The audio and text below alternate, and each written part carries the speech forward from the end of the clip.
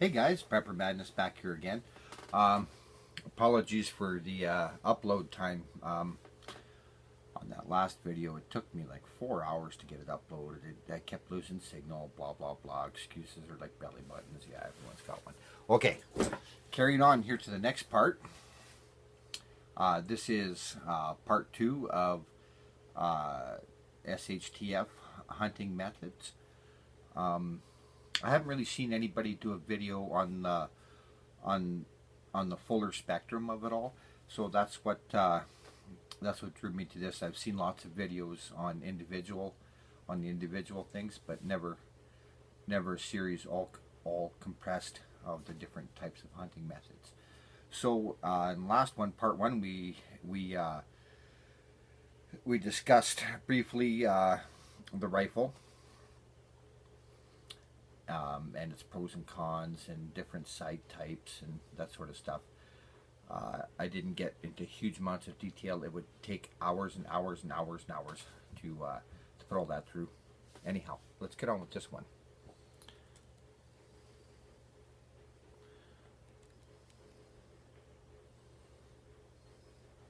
All right, part 2. We're going to be talking a little bit about archery.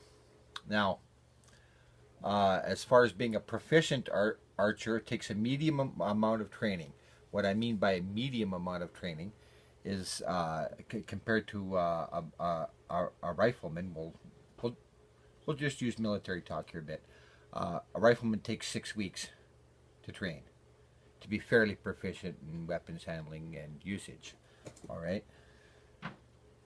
An archer, however, that skill, that's to where you get proficient. I don't know if the word proficient is the correct word for it. I would call it more confident. To get to the level where you are confidently proficient. I call that a medium amount of training, which could take up, for some people, it could take up to a year to be able to build those muscles in the shoulders, and get yourself up to where you're at a higher draw rate, up in the 60-pound range, to be able to use a bow well. Okay, we'll talk a little bit about arrows, choosing your bow, and the different bow types. Now, I'm not going to go through all the technical stuff on choosing your bow, you know,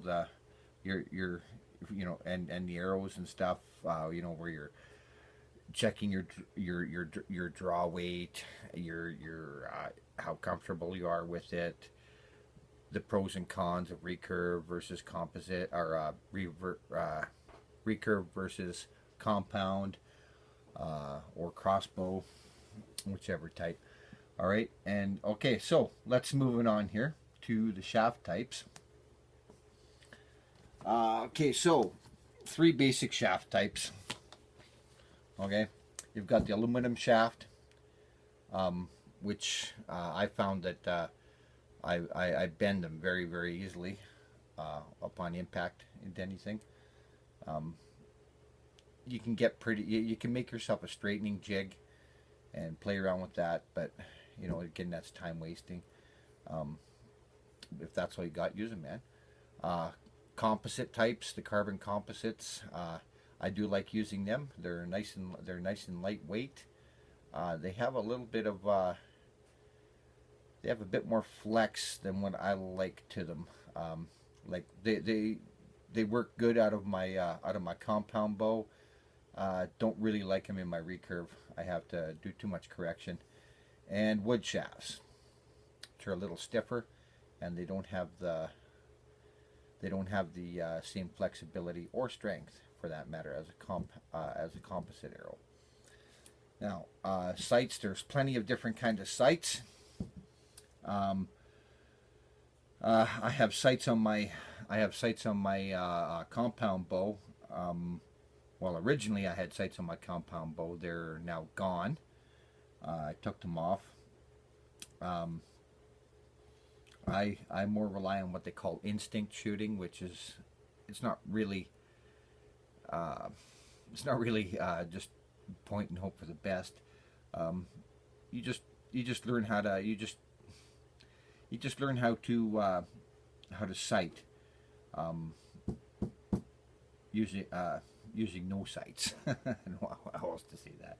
Sounds stupid. Okay, now up and over here.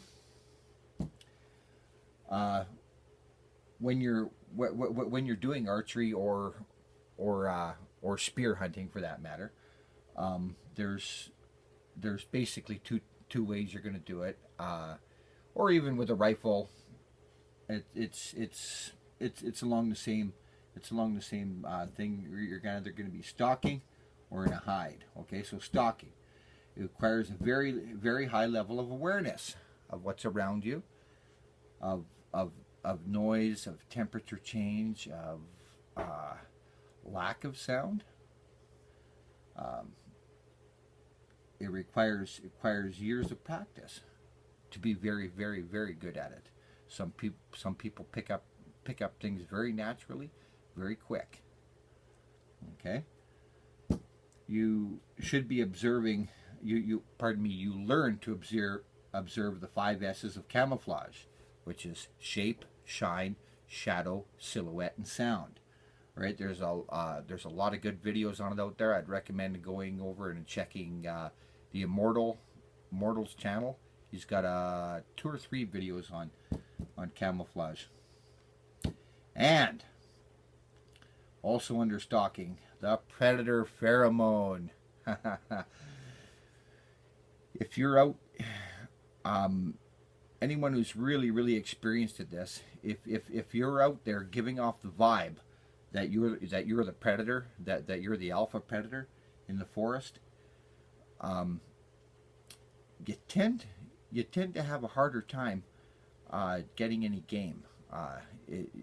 You have to learn how to relax yourself and how to just walk. It's a whole different ball game of body language, the way you're like just the way you move and the types of sounds you make and stuff in the forest. And that's something that can't really be taught. You have to do that yourself. Of course, there's luck. Luck plays a huge part in stalking. Okay? You have to learn how to track your prey and anticipating its route. Okay? Anticipating its route. You have to be able to instantly take advantage of opportunity. So that buck or doe pokes its body out from behind a bush, you have to take it instantly. Okay? Okay, that's to do with stalking. Now let's go on over here to the hides. Hunting from a hide depends on a few things, such as placement. Okay? So under placement, you have your proposed distance, angle, visibility, terrain,